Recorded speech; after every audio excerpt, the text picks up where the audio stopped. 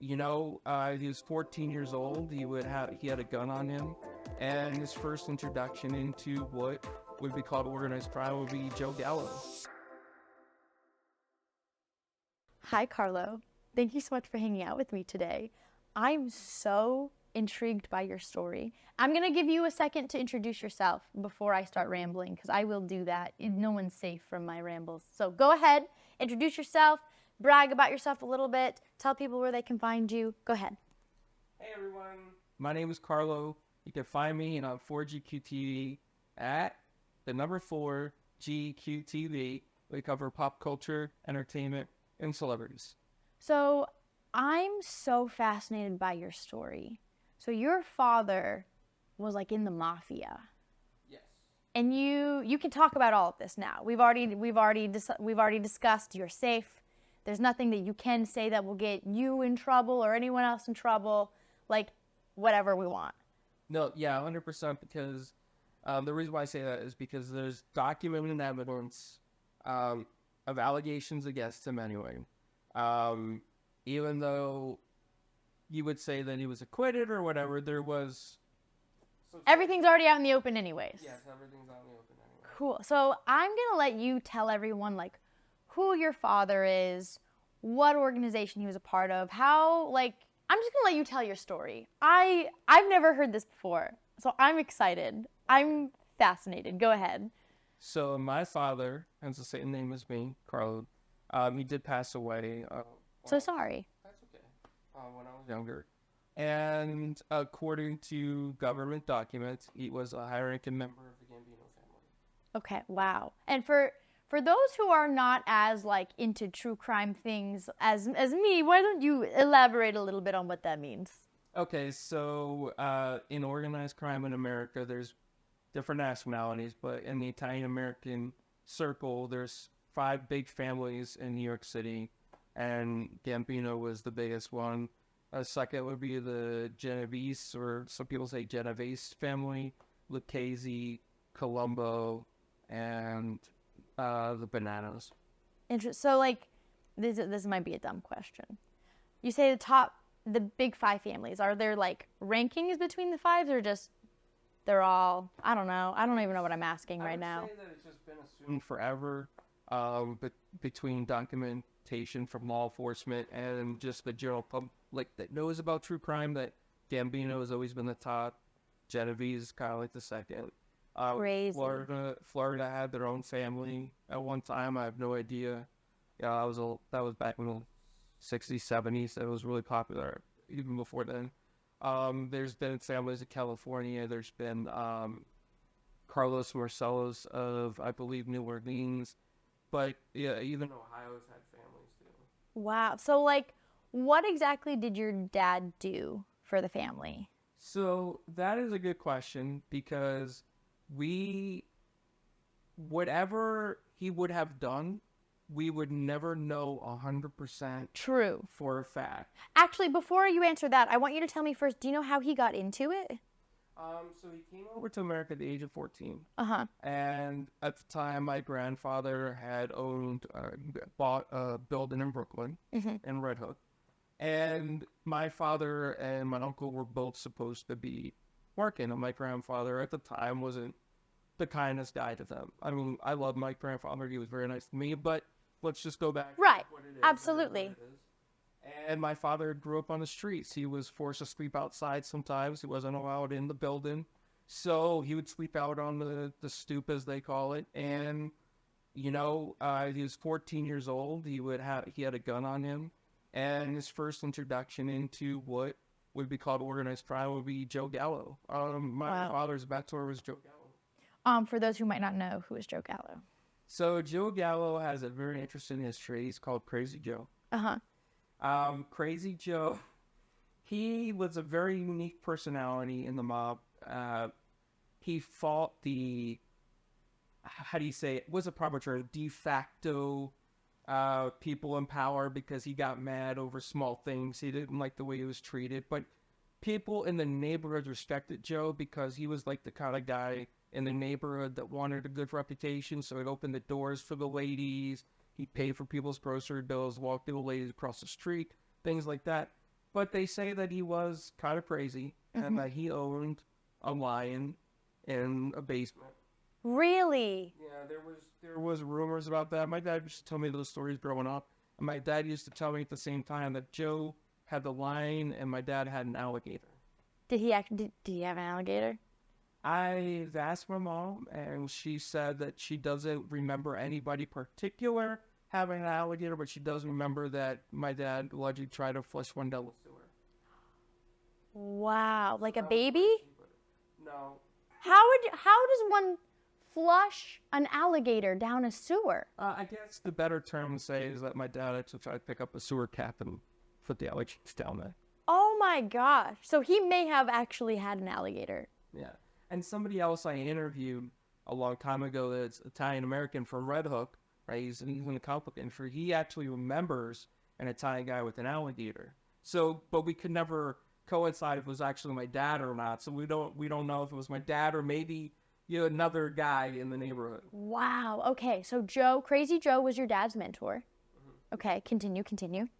So, whatever transpired with Crazy Joe, my dad, I don't know, but that was like his introduction. Crazy Joe eventually, he had a very bad end of life, very bad fate that happened to him.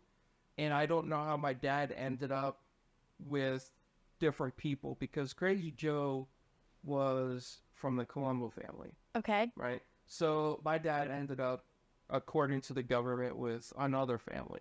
The Gambinos. The Gambinos. And how that transpired, Not sure. What happened to Joe? he got shot outside of Umberto's farmhouse. Okay. Got it. Continue. That was my dad's kind of like entry to. Wow. And my dad had some, he had some very unique stories in between that as well. Like he used to brag and he used to think it was funny that he would, at the age of 14, he stole a milk truck. A milk truck? And he slid it on the side, yeah, because they used to deliver it in the glass bottles. Yeah. So he wanted to be known in the neighborhood. So he took a milk truck and he was trying to drive it. And he didn't know how to drive in America. So he was like 14. And then they just slid and all the milk just like kind of broke. And the cops, pulled my dad in and he's 14. And back then it was just like you shouldn't do that, bad kid kind of thing. Wow. Okay. So he joined the Gambinos. What did he do for the family? That I'll never Again, know. we'll never know fully. We'll never know. But to the extent of your knowledge. According to different reports that I've read on my dad, I was able to actually get a hold of because a lot of it was like redacted. It was more like he was enacting consigliere. So apparently what that would mean is, and I don't even know how this term comes up. That's fine. Consigliere.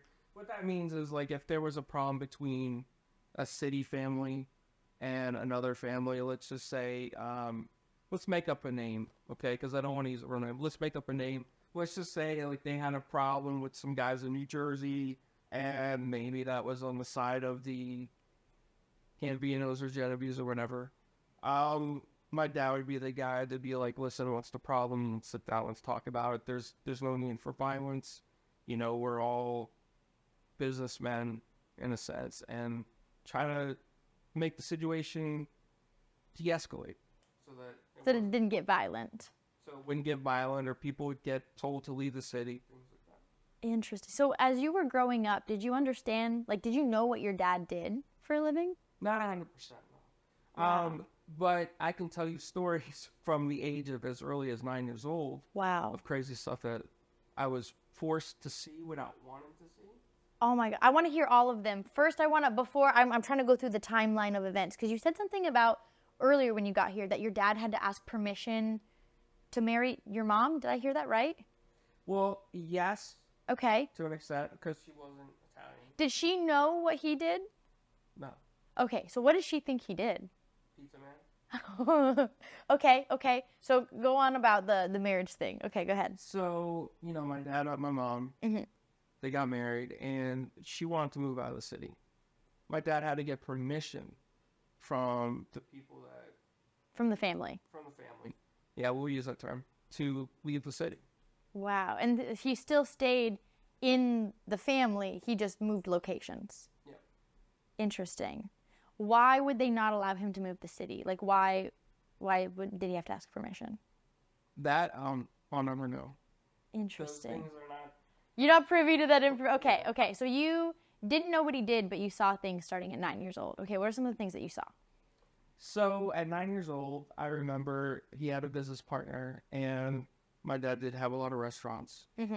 And keep in mind, my dad's a complex person, right? So he had a very good side, and he had a bad side. He had your dad's side, and he had the mafia side. Yeah, So he had a business associate that he dealt with his restaurant equipment, and apparently that the guy made some claims that my dad wasn't paying on time for the equipment. And my dad brought me with him to the office of that guy. The guy was Jewish, Mm-hmm. and he was like he was from Israel. Mm-hmm. And when I say Jewish, I think that He was like an Orthodox man. yeah, and I can only assume that he was part of Jewish organized crime.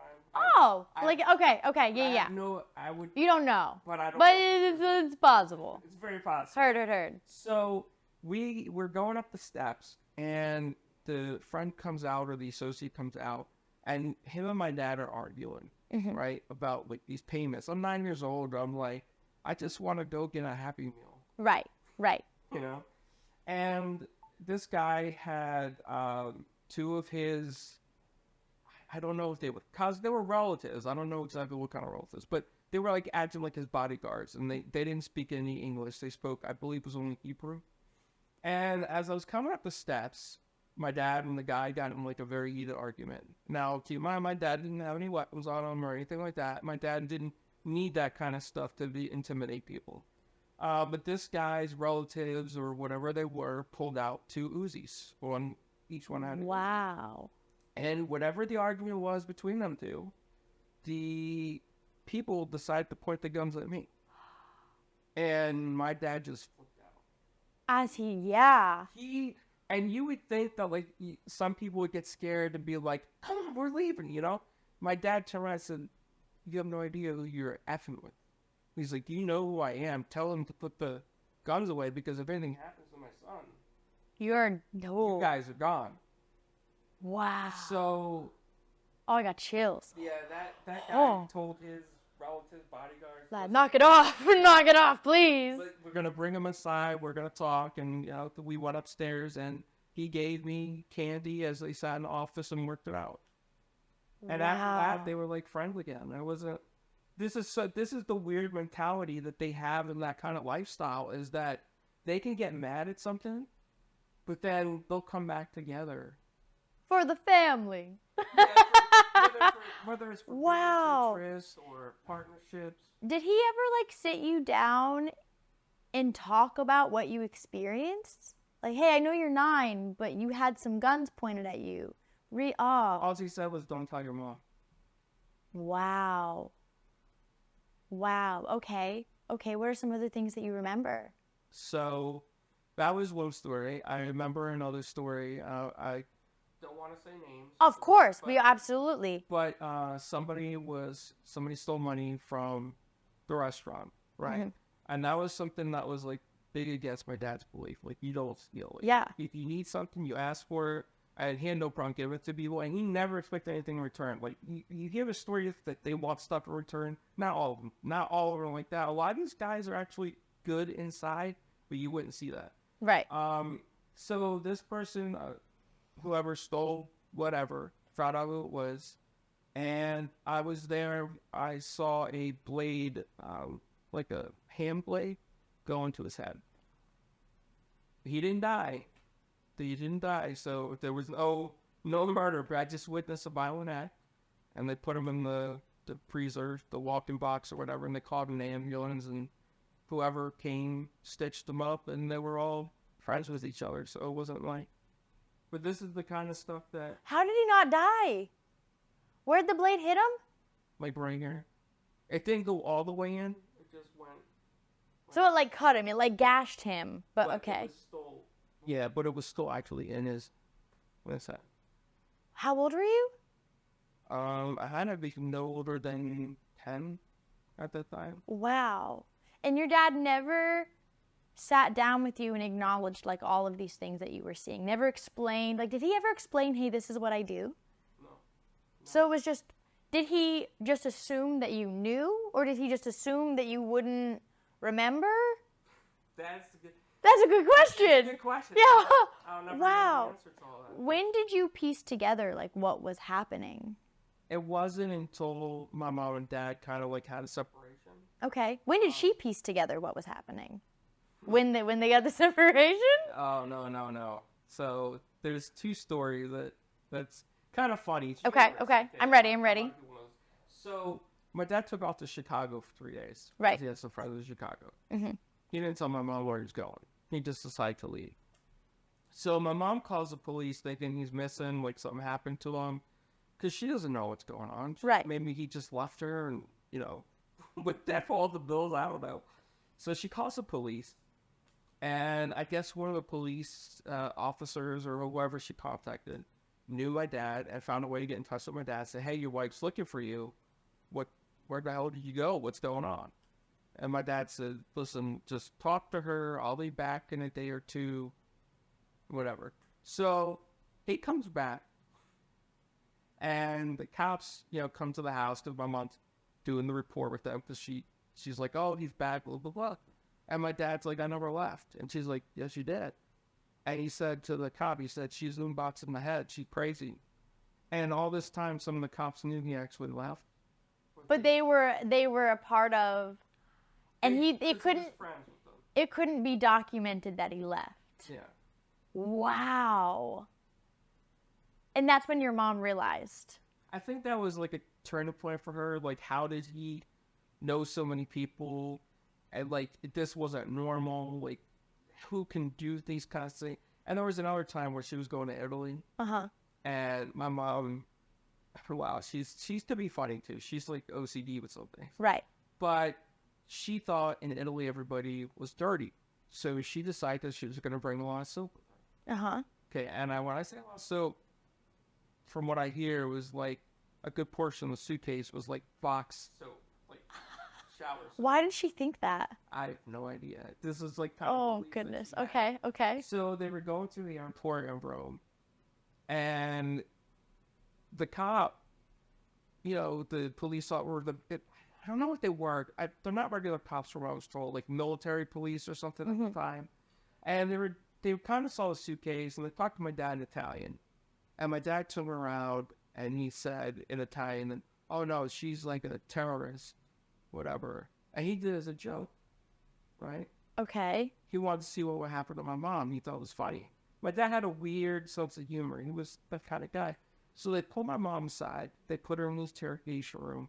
And they don't do anything to my dad because they're all talking Italian and making jokes and whatnot while they're looking at my mom in the interrogation room. My mom's panicking. She's like, why am I in here? And they're not even speaking to her in clear English. Why am I in here? And he opens up the thing. He's like, why you have so much soap? And my mom says, because in southern Italy, everybody's dirty. Nobody washes themselves. And the cop laughed. He said, but this is suspicious. What's in the soap? And then my dad turned around. He told the military police guys, like, I was just messing with you guys. I want to see what happened. It's okay. And I guess my dad had a reputation in that people knew him there too, and they all laughed about her except my mom. She was Yeah, she should. Oh my God. Yeah. So your parents ended up splitting up. Yeah, you could say that. Yeah. Elaborate on that. That's not a definitive answer.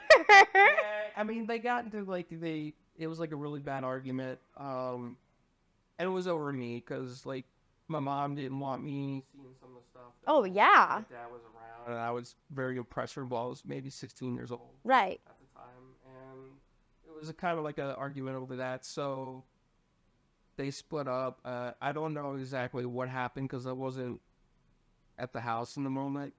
But yeah, no, they ended up. Some things happened, but nothing happened to my dad. Interesting. Okay. So your dad was eventually, well, first of all, before we move on, do you remember, are there any other like really wild things that you remember seeing as a kid that you were exposed to?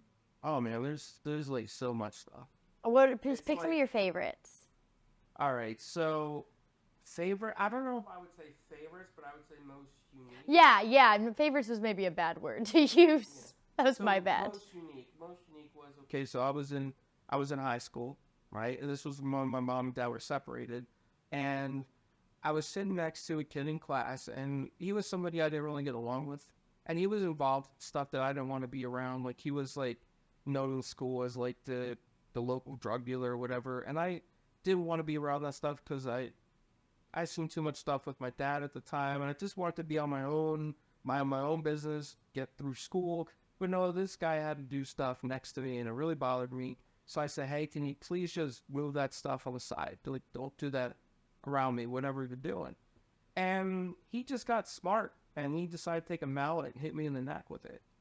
So he happened to have a razor blade next to him. I took the razor blade and I covered his book bag. Because in my dad's bringing it up, I should say, my dad would always tell me if something happens to you, you have to respond in the moment because there's no such thing as revenge. So if I didn't do something, I know my dad would have eventually Done something. or talked to him or his father, whenever it may have happened. So I get called down to the principal's office. We're both in trouble because I cut up his book bag, he hit me in the neck with a mallet, so we're both getting suspended. Principal says, hey, can you call your mom and let her know to pick you up? You're going to be suspended from school. And I said, well, this is self-defense. I shouldn't be suspended for self-defense. Like, I mean, he hit me in the neck with a mallet. What am I supposed to do? He's like, you should have just came to the principal's office and said something. I said, well, that's not going to does it help me in the moment? Like, No, that's not what I was taught. so Wow.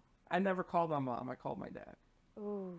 And the principal, because of my dad's reputation, had like some type of restraining order against my dad. Oh, okay. So I don't know exactly what transpired after my mom and dad separated, but there was some type of order preventing him from going near my school while I was in school, or my sister's school. So dad comes in, principal said, what are you doing here? You can't be here. My dad said, yes, I can. Principal said, no, you can't. My dad said, what are you going to call? And he's like, oh, I can call the police. My dad's like, Go ahead. It's like, we play cards every night. What are you going to tell him? So I showed up because my son got suspended for defending himself. And he said, I forget what he said, but my dad got so angry with them. And he said, you better wear your best pair of running shoes because they'll find you at the 50-yard line. Wow. So- Oh, I just got chills. Oh, so that's the scary. principal That's was- scary. The principal was just like, okay, whatever. Just take your son. Get the hell out of here. He's going to be indefinitely suspended. We're probably going to kick him out. And my dad said, no, you're not. And the principal said, what he did, it was wrong. My dad said self-defense. My dad said that he should have picked up the mallet and smacked the kid in the head. But he didn't do that. He just attacked his book bag. So this is, you got to keep in mind. This is the mentality. Oh This my is the God, this is mentality. like stressful. So, Like, principal, please take care of yourself. Just say okay. So eventually, whatever was worked out, I was suspended for like 6 months. I had to go to an alternative school for 6 months. But then the next year, I was allowed back in school. Because whenever my dad worked out, ended up working out. But my mom was so furious. She's like, see, this is what happens when you tell your son to defend himself. He should just turn the other cheek. He doesn't need to do this kind of stuff. So, That's not the way, Mom. so that's one of the stories. And Well, I have a question really quick because you kind of unlocked a memory in my head, and I don't know if this is common. Is it ever normal for a kid to know like their father is involved with the family? And do you think it's different between different families? I think it's different depending on the relationship. Right? Um, Because a lot of sons might not find out, or a lot of kids might not find out until they're like 17, 18, where they can see like, Well, I have a friend who taught at a very specific and special kind of school that I will not get into right now. That it's a very, well, actually maybe I will. Okay, so it's called I'm trying to think of how to describe it. It's a very interesting place. There is a thing in our state called the Wright School, WRIGHT, and it is basically kids who are not allowed in regular school settings. Like, it is the last resort, and at this point, the state is like, you know what? They don't need math. They need to learn to, like, regulate their emotions and regulate, like be people and not beat up anyone in authority kind of thing. I know that might be a really poor way to explain it, but like this is how my friend explained it to me because I didn't even know this was a thing, right? It's basically they go and they sleep away at this building, and when their parents pick them up before the weekend, their parents meet with the psychologist and they say, this is the social emotional regulation learning that we've been doing. This is how we've learned how to participate in society. These are the skills they need to practice at home. And they get dropped back off on Monday, and they basically live in with therapists and social workers, things like that. My friend's school that she taught at was the last resort before the right school. She had some students with some severe needs, some severe social emotional learning needs. And she had a kid who she didn't know, but all the kids let her know that his parents, both of them, were very important. And I think it was a Spanish family. She told me the name before. I don't remember the name. But I know the other kids would not go near him. And he was very quiet, and she was even a little afraid of him. And one day she just, at recess, he was just sitting by himself, and she just decided, this is one of my kids, you know, it'll be fine. I still gotta be his teacher. And he opened up to her so beautifully. And he said, you know, you're one of the first adults in school that haven't been afraid of me. When the kids tell the teachers, like, who his parents are, I guess his previous teachers have gotten very afraid of him. I mean, the kids are afraid of him because no one wants to cross that kid. Their parents tell them, don't talk to that kid. Don't mess with him. If you make him mad, like, that's a problem. That's scary. And he was just craving the attention and craving a connection with somebody so strong. And he told her, I won't use her name because I think she still works there. He's like, you were right. I'll protect you. She's like, oh, thank you. Thank you so much. I think it's difficult because I think, you know, depending on the circumstances, some kids might know, depending on their age, when they can actually realize certain things. Mm-hmm. And I don't know if in that culture of whatever it could be, let's just say, I don't know if they discuss it in front of the children mm-hmm. or not. I know that in Italian stuff, they try not to. Right. Yeah, that makes sense. So may realize something that, you know, hey, you know, there's something going on with parents where nobody messes with them, nobody bothers with them, and people that do, they never come around anymore for whatever reason. Mm-hmm. So there might be some idea, but not a full. Right. Not a full understanding of like, oh, this is what this is. Okay. Interesting. So you were about to tell me some more of your most unique stories. Go ahead. You don't have to. I saw the you don't have to. No. I just felt bad that I interrupted you because I wanted to like ask about that before I forgot. That's perfect. No, that's perfect. Yeah, I mean, there's quite a few more, but another one that really sticks to mind is when I was actually when I was about 16, almost going 17, before my dad passed away. This was right around the same time, and my dad and mom were still separated. My dad wanted me to be tougher. Okay, so in his mind, being tougher means, okay, I got to get my son out to walk on the dangerous streets at night, and he's got to have some type of swagger that says, don't mess with me. Like, he does, in his mind, I don't have to be able to beat up the guys on the block. But they just have to be scared. They have to know who I am. Yeah. Like, I have to have the confidence to get through this block. So right. My dad took me to a very bad street in New Jersey at about 2 o'clock in the morning. Wow. He told me to walk the block, and he followed me with the car. To make sure nothing happened to me, he followed me with the car, but I had to walk the block and look at all these people on their faces. What was the reasoning for that again? He wanted me not to be scared of other people. Oh. And we're talking like a street full of, probably based on the colors of bananas, like Crips on one side, Bloods on the other, kind of street, yeah. I mean, let's just be honest. That's the colors of the bandanas were, so that's what I assumed they were. Wow. At 2 o'clock in the morning. Being 16, almost going on 17 years old. That's so terrifying. As a kid, oh my God, I swear all of your stories give me chills. I was terrified. Yeah, as you should be. That's normal. That's a normal response. I couldn't let my dad know because I had to show him that I would be okay. Because if I showed fear, he'd make me do it all over again. Oh my God, that like breaks my. I can't imagine.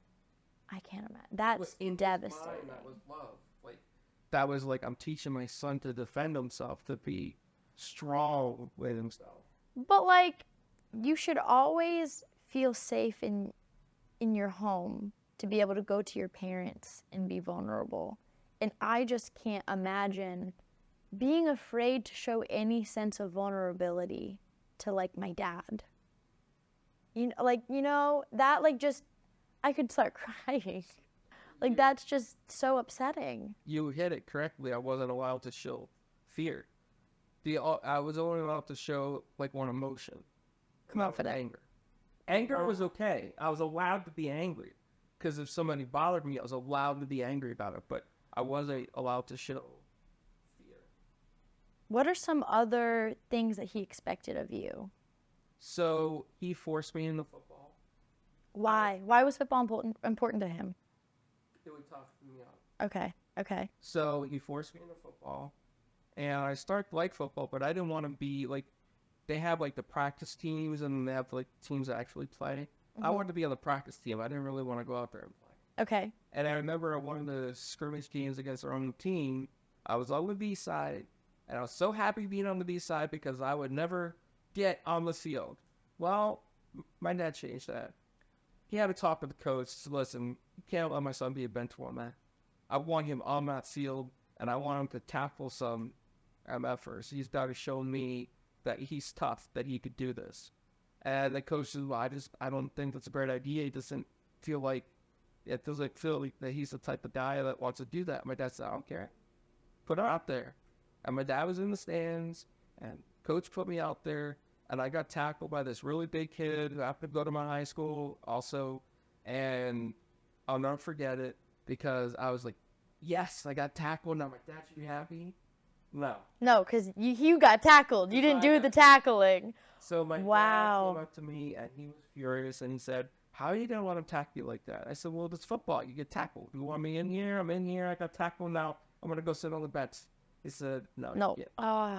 He said, you need to get back out there, and you need to tackle that son of a bitch the best that you can.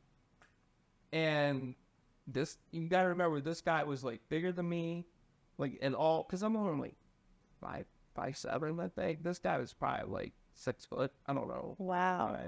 So I had to go out there and tackle him. So I just got all my anger, whatever made me angry, and I thought of it, and I didn't even think of the person I was tackling, and I just went, bam, I tackled him so hard, and I knocked him down, and I remember, like, his helmet, like, slammed in the mud, and the kid just, like, looked at it, was like, what is going on with you? This is not, you're like...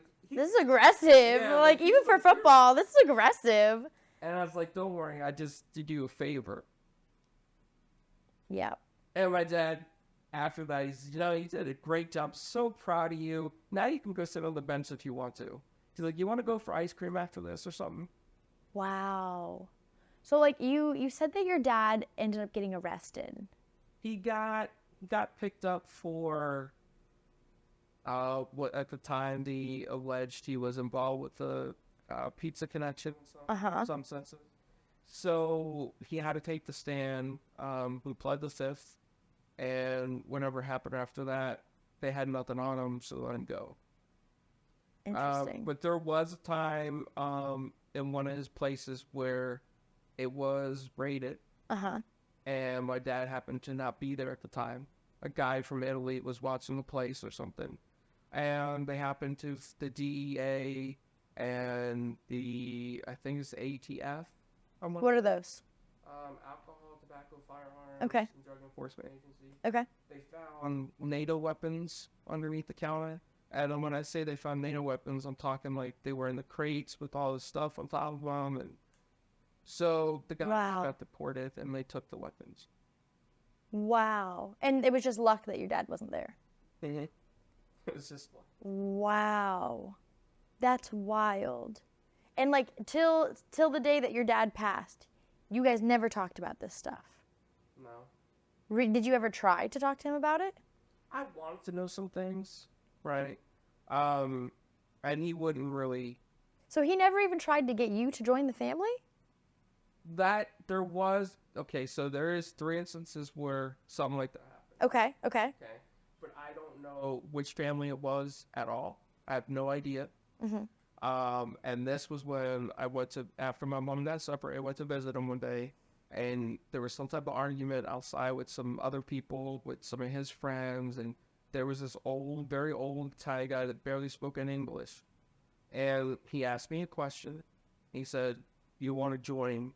And my dad turned around and he said to me, because the guy said it in Italian. I don't know Italian to this day. Right. Dad never wanted me to learn the language. Why? He didn't want me to go back and understand anything he said. Wow. Because he was afraid I'd tell my mom, and he said my mom had a big mouth, is what he would say, and then she would cause a problem for him. But does that mean, okay, this is a side note question. If he never wanted you to learn Italian, does that mean that he never had any intentions of you joining? See, that's the question I don't understand. Because it's almost like as he phrased me, as if I was supposed to be somebody that grew up like he did on the streets of Red Hook, right? But at the same time, he Kept you away from a lot. kept me away from a lot, but brought me in. Brought you, yeah. Some.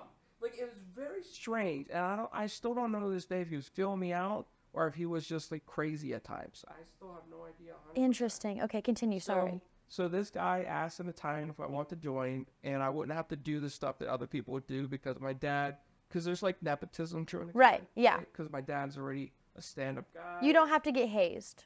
Yeah. Yeah. Technically, Right.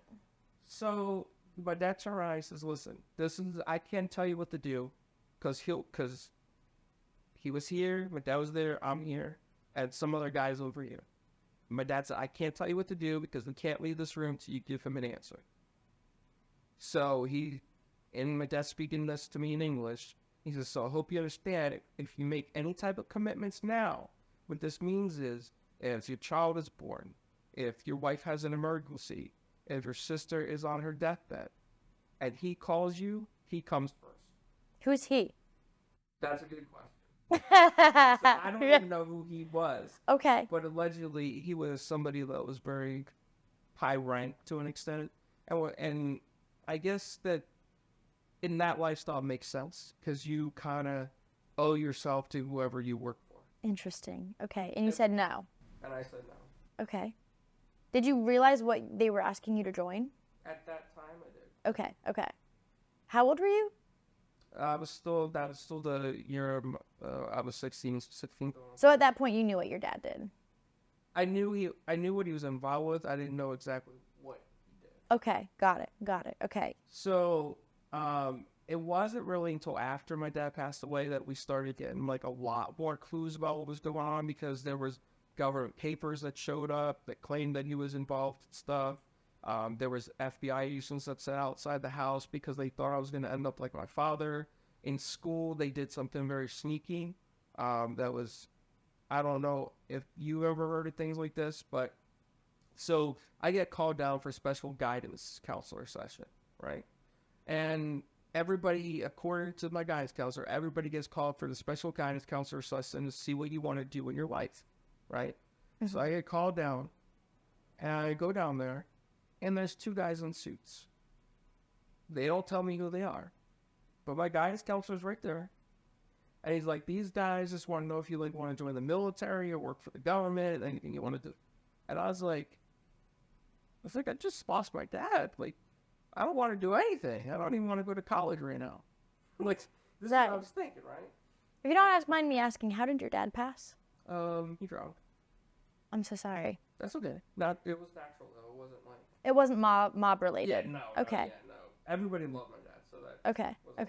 Okay. So these guys that start asking me like specific questions, and they're like, "Where were you on this night? Because this event happened." And I was like, what are you talking about? And they're like, well, this is suburb of Philadelphia. So something happened in Philadelphia, and we want to know if you know what happened. I was like, my dad. I was like, I wouldn't even know what goes on in Philadelphia because my dad was from New York. Like, I don't know what's going on in Philadelphia right now. Like, why would I know? Like 16 years old. I don't know what's going on in Philadelphia. I don't even like to go to the city. They were trying to see if you were involved. They were trying to see if I was involved with different stuff. And then a few days later, somebody at my lunch table said, the guy that's sitting next to you is like a narc. I said, what are you talking about? They were saying that he was a narc. Uh-huh. And I didn't Like an undercover police officer. I didn't believe that because I wanted this guy to be my genuine friend. Like, I really felt like... I feel like that's normal to be like, no, this is my friend. So Yeah. I said something at the table. I was like, oh, I got a bunch of guns in my locker. You know, I was like saying this. And my other friends knew that I was just making this up Right. to see what would happen. Right. So later that day, I get pulled aside. I'm told I can't open my locker. And they had dogs and everything come out. I was in the principal's office. And I was in the principal's office probably like for a good 4 hours. And the principal was sitting there. He's like, you're in trouble this time. I know what you're involved with. I know what's going down. I know what you did. And I said, what are you talking about? Because I knew in my head that nothing was there. And now I knew that those other friends I had were right, that this guy wasn't a friend, he was a narc.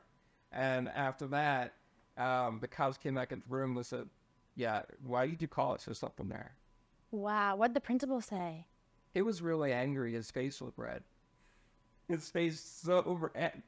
Did you tell them that you just made it up? I don't remember what I said to him at the time, but I just said, there's nothing, you're not going to find anything.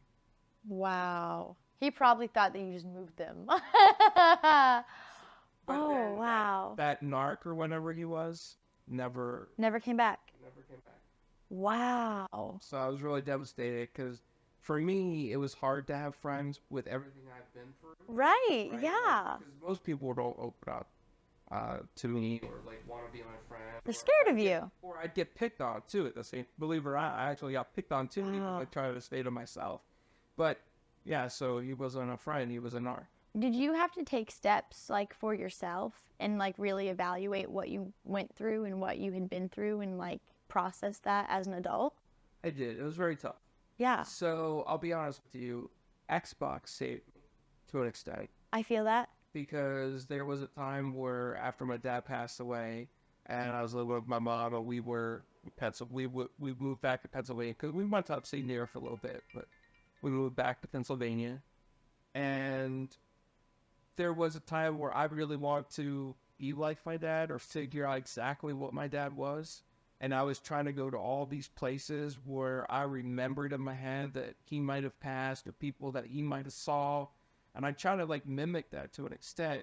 And I remember at the time, one of my good friends from AOL, and AOL was like kind of declining, but he was like, get on Xbox, we're going to play Rainbow Six through Black Arrow. And I'm like, nah, I don't got time for that. I'm trying to figure out what to do with my life.